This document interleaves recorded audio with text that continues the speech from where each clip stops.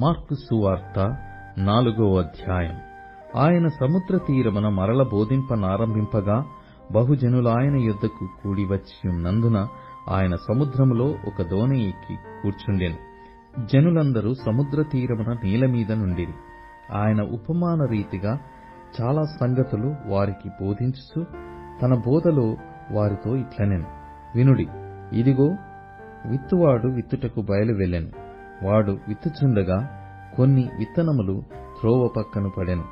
పక్షులు వచ్చి వాటిని మింగివేసెను. కొన్ని చాలా మన్ను లేని రాతి నీళ్లను పడెను. అక్కడ మన్ను లోతుగా ఉండనందున అవి వెంటనే మొలచెను గాని సూర్యుడు ఉదయింపగానే అవి మాడి వేరు లేనందున ఎండిపోయెను. కొన్ని ముండ్ల పొదలలో పడెను. ముండ్ల పొదలు ఎదిగి వాటిని అణచివేసెను గనక అవి ఫలింపలేదు.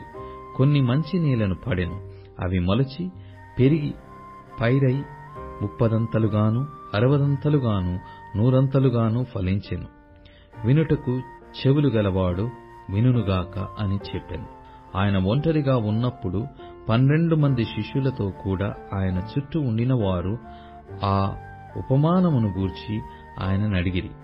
అందుకాయన, దేవుని రాజ్య మర్మము తెలిసికొనుట మీకు అనుగ్రహింపబడియున్నది గాని వెలుపల నుండి వారు ఒకవేళ దేవుని వైపు తిరిగి పాపక్షమాపణ పొందుదురని వారు చూచుటకైతే చూచియు కనుగొనకను, వినుటకైతే వినియు గ్రహింపకయు నుండుటకును అన్నియు ఉపమాన రీతిగా వారికి బోధింపబడుచున్నవని వారితో చెప్పెను. మరియు ఈ ఉపమానము మీకు తెలియదా? అలాగైతే ఉపమానములన్నీయు మీకేలాగూ తెలియననెను. విత్తువాడు వాక్యము విత్తుచున్నాడు. త్రోవ పక్క నుండి వారెవరనగా వాక్యము వారిలో విత్తబడును గాని వారు వినిన వెంటనే సాతాను వచ్చి వారిలో విత్తబడిన వాక్యం ఎత్తుకొని పోవును. అటువలే రాతి నీళ్లను విత్తబడిన వారెవరనగా వాక్యము విని సంతోషముగా అంగీకరించువారు. అయితే వారిలో వేరు లేనందున కొంతకాలము వారు నిలుతురు గాని వాక్యము నిమిత్తము శ్రమయైనను హింసయైనను కలగగానే వారు అభ్యంతరపడుదురు. ఇతరులు ముండ్ల పొదలలో విత్తబడిన వారు.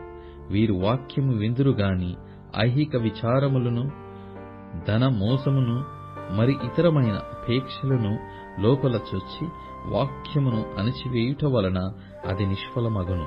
మంచి నీళ్లను విత్తబడిన వారెవరనగా వాక్యము విని దానిని అంగీకరించి 30 60 100 ఫలించువారని చెప్పెను.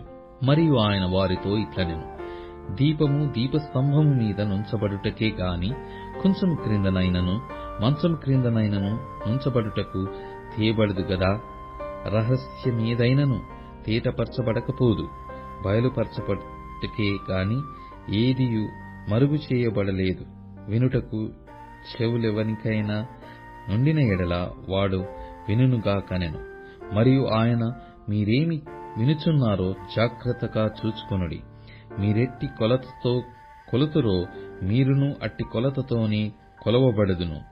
మరి ఎక్కువగా మీకియ్యబడును. కలిగిన వారికి ఇయ్యబడును, లేని వానికి కలిగినదియు వాని యొద్ద నుండి తీసివేయబడునని వారితో చెప్పాను. మరియు ఆయన, ఒక మనుష్యుడు భూమిలో విత్తనము చల్లి రాత్రింబవళ్ళు నిద్రపోవుచు మేల్కొనుచు నుండగా వానికి తెలియని రీతిగా ఆ విత్తనము మొలచి పెరిగినట్లే దేవుని రాజ్యమున్నది. భూమి మొదట మొలకను, తర్వాత వెన్నును, అటు తరువాత వెన్నులో ముదురు గింజలను తనంతట తానే పుట్టించును. పంట పండినప్పుడు కోతకాలము వచ్చినదని సేద్యగాడు వెంటనే కొడవలి పెట్టి కోయునని చెప్పెను. మరియు ఆయన ఇట్లనెను, దేవుని రాజ్యమును ఎట్లు పోల్చెదము? ఏ ఉపమానముతో దానిని ఉపమించెదము? అది ఆవగింజను పోలియున్నది.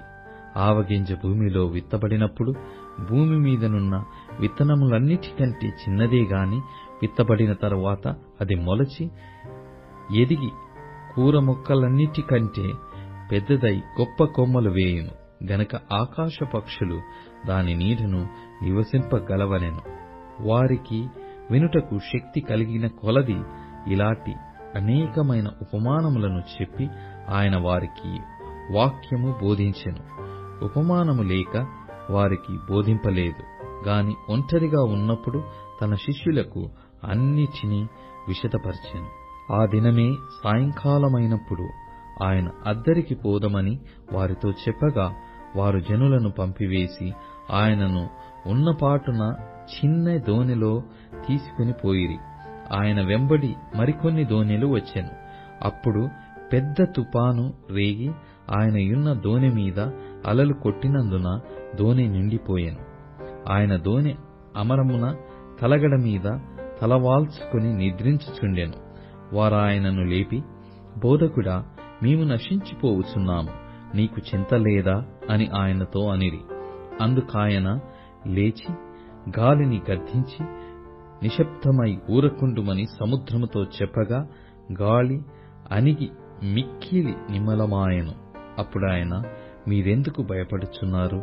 మీరింకను నమ్మిక లేకయున్నారా అని వారితో చెప్పెను. వారు మిక్కిలి భయపడి, ఈయన ఎవరో, గాలియు సముద్రమును ఈయనకు లోబడుచున్నవని ఒకనితో ఒకడు చెప్పుకొనిరి. వారా సముద్రమునకు అద్దరినున్న గెరాసేనుల దేశమునకు వచ్చిరి.